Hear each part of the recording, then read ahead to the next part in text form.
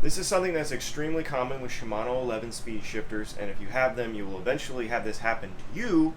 So it's a good idea to know how to fix it. So come on in here and check this out. This is the first clue that we got a problem right here. This used to have a die end on it right here, right? And the die end goes inside the shifter right there, and it's what the barrel grabs onto as it's adjusting, as it's indexing. Click, click, click, click, click, click, click. It pulls cable. So as you can look at in here, take a look real quick. That's a sign of a problem.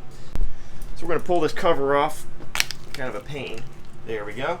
And then you guys can look inside of here and see that we've got quite a rat's nest going. Okay, so we need to clear all this stuff out of here because this is going to prevent the barrel from advancing or retreating because it's just binding everything up, so you can't get a new cable in it. You can't even get this one out. So you have to pull this little cover off the bottom in order to get at this stuff. There is that little sucker right there. That's what it looks like. Now we need to feed the new cable back in, so I want you to come in here and take a look at this real quick. So we've got it through the we've got it pulled through the shifter where it's supposed to be, and a lot of guys are going to want to start feeding this cable in like this, and then they get a big loop going like that, and then at the end, what you're going to have is you're going to have this real tight bend trying to finish off to go into there. And what's going to happen is when you start putting a tight bend in one of these cables, in order to make that curve, trust me, I've tried when these shifters first came out, and you're going to end up putting a bend in it. Okay, and the minute you put a kink in the cable, it's done.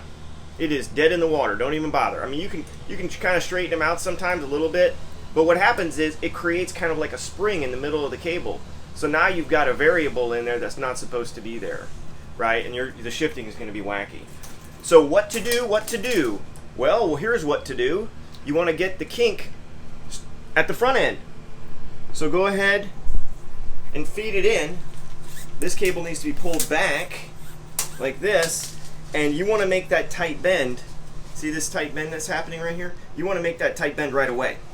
And the reason for that is you're going to end up cutting like that much off the end. So if the bend is at the end, it's a sacrificial piece anyway, so who cares? And so you want to get that, if you're going to put a kink in it, you want to put the kink in on the front side.